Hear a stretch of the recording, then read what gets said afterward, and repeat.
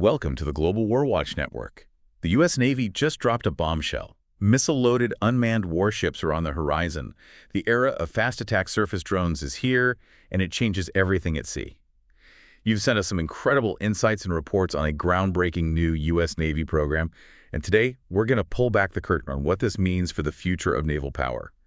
Our mission, as always, is to extract those vital nuggets of knowledge from the information you've shared. Precisely. And we're zeroing in today on the Modular Attack Surface Craft program, MASC for short. MASC. Okay. Yeah, this initiative, it was unveiled pretty recently, July 29, 2025, and it represents a significant leap, really. It's all about developing these unmanned surface vessels, USVs, that possess the capability to carry considerable missile payloads over very long distances at sea. You're right. Understanding MASC is crucial because, well, it's not just about new tech. It's maybe a fundamental redefinition of naval strategy, force projection even. Okay, let's unpack this then. When the Navy asks for this new class of unmanned vessels under MASC, what are they actually looking for? What are the fundamental characteristics? Well, the core requirements for MASC USVs, they boil down to three main things. They must be rugged, flexible, and high capacity. Rugged, flexible, high capacity. Okay. Exactly. And this isn't about creating, small, nimble scout drones. Not at all. Instead, they're designed to be workhorses, really capable of enduring tough maritime environments while adapting to a whole range of mission profiles. And the high capacity part. That's where it gets really interesting. The concept here is containerized payloads. Containerized payloads, like shipping containers. Pretty much. These USVs are engineered to haul a massive amount of cargo, specifically the equivalent of more than 4 40-foot shipping containers. Wow, 4 40-foot containers on an unmanned vessel. That's right. It's a staggering amount of space. So what does that translate to in terms of offensive capability? We're talking missiles here, not just, spare parts or something. Absolutely missiles. This containerized payload approach, it isn't just about carrying more stuff. It's a huge leap in modular adaptability, that capacity. It's roughly equal to the size of the Navy's Mark 70 Mod 1 payload delivery system. The Mark 70 Mod 1.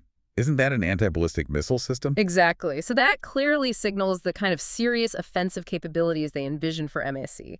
It shows a real strategic pivot. Yeah. These aren't just support vessels. They're intended to be actual combatants. Okay. And what's really insightful is that this isn't like a totally new idea out of the blue. The Navy's already been using containerized missile systems more and more, Sure. to augment the weapons capacity on existing crewed warships. MASC just extends that proven concept to unmanned platforms. So it's like a plug-and-play combat capability. Kind of, yeah. Something that can be rapidly reconfigured. That's fascinating. A A big- real evolution. So definitely not just scout drones. They're meant to pack a formidable punch. And you used a term earlier that caught my ear, non-exquisite. In a military context, we usually hear about cutting-edge, billion-dollar, super complex systems. What does non-exquisite actually mean for MAC? Non-exquisite is, well, it's a really critical design philosophy here, and it represents a significant strategic shift. Instead of going down the traditional path, developing these highly complex, bespoke, exquisite systems, multi-billion-dollar destroyers, carriers that take ages to build. Decades sometimes. Right. The emphasis for MASC is totally different. It's on ease of construction, lower cost, and simple repair. Okay, so simpler, cheaper, easier to fix. Exactly. It's about creating platforms that are readily deployable, inherently less complex, and therefore more accessible. And crucially, you can have more of them. Think of it like moving from custom-built luxury cars to tough, mass-produced pickup trucks designed for reliability and quick maintenance. That makes sense. And you said this philosophy addresses some Navy challenges. Directly, yes. And there's another key characteristic mentioned in the solicitation. These vessels are designed for international ally compatibility.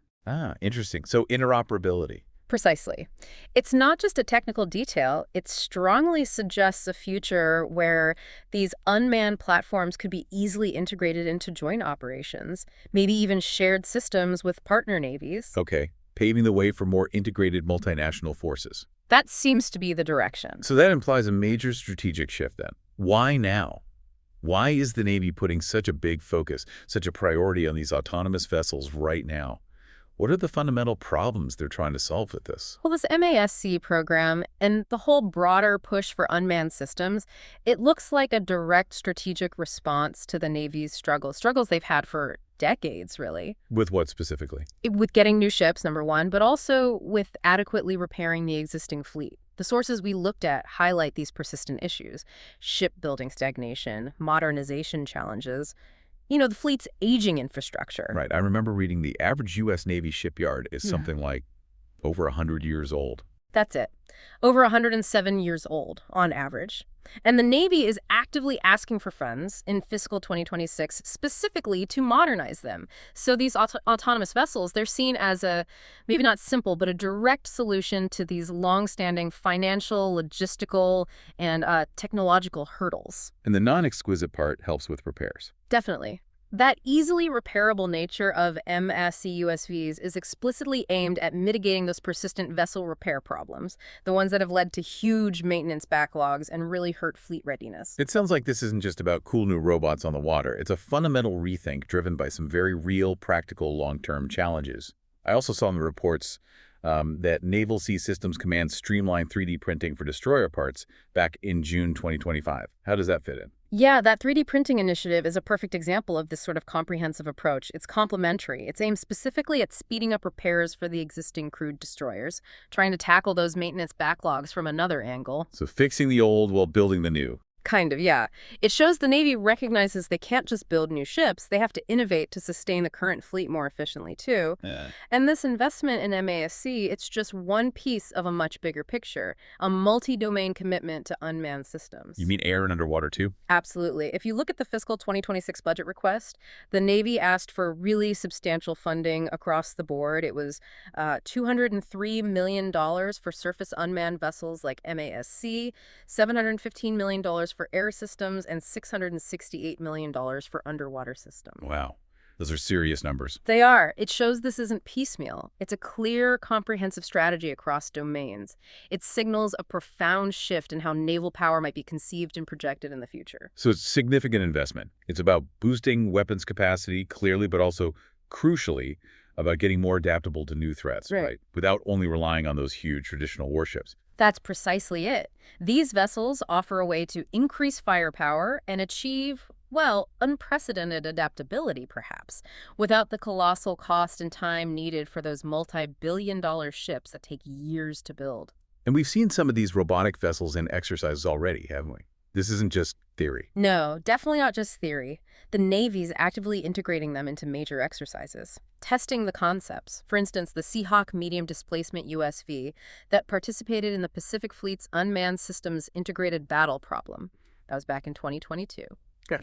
And looking ahead, there are concrete plans for even deeper integration, like into a major Baltic Sea warfighting exercise in fiscal year 2026. So they're really pushing to move these from the drawing board into operational reality. Seems like it, proving their value in complex, real-world kind of scenarios. Okay, here's where it gets really interesting for me, connecting this to the bigger picture. What's the long-term strategic vision? How do all these different unmanned systems, surface, air, underwater, how might they work together, integrate into a comprehensive future naval force? Well, the vision that seems to be emerging is this idea of a distributed fleet. Distributed fleet, meaning these autonomous platforms aren't just individual units, they're envisioned as force multipliers, spreading capability out. By distributing capabilities across lots of unmanned vessels, the Navy aims for a bigger operational footprint, and maybe increased combat resilience. Spreading the risk, essentially. Right. So losing one doesn't cripple you. Exactly. And it potentially reduces the risk to the crewed vessels, too, allowing them to maybe operate from safer distances or focus on command and control. And the modular design of MASC plays into that. Absolutely crucial. That inherent modularity allows for rapid reconfiguration, adapting quickly to new threats as they pop up. In today's geopolitical landscape, that ability to retask and rearm assets quickly is a huge strategic advantage. Right. And this integration, it seems to go beyond just the Navy.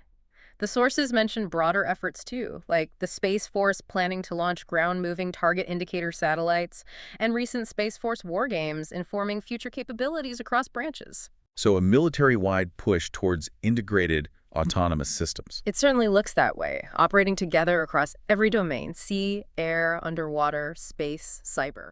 Okay. But this raises a really important question, doesn't it? As we move towards more autonomy, especially with missile-carrying vessels, what about human oversight? What are the implications there? That's probably one of the most critical questions, and the sources touch on it, but it's clearly an evolving discussion.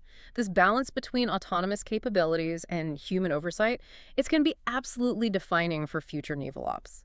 As these systems get more sophisticated, more capable of lethal force, the question of the human role in the decision-making loop, it becomes paramount. Human in the loop, human on the loop. Exactly. Where does the decision authority lie?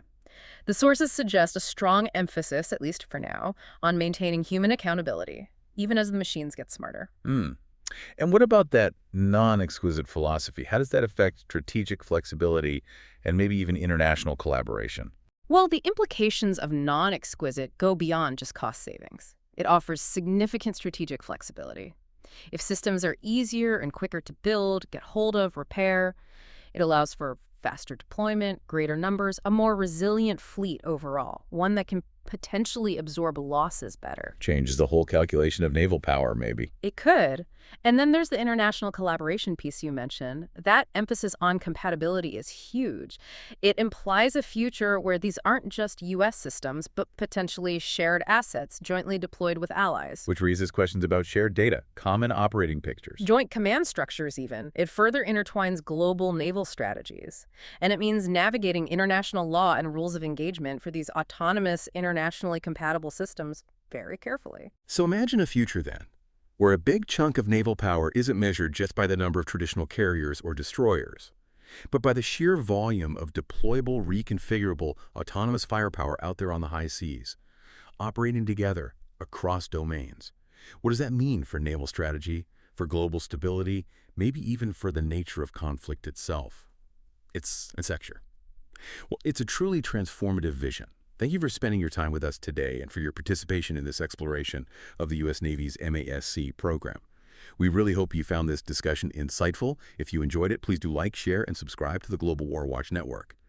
We always want to hear your thoughts, so please share them in the comment section below and join us on social media too. You'll find all the links you need right there in the description. Until next time, stay informed.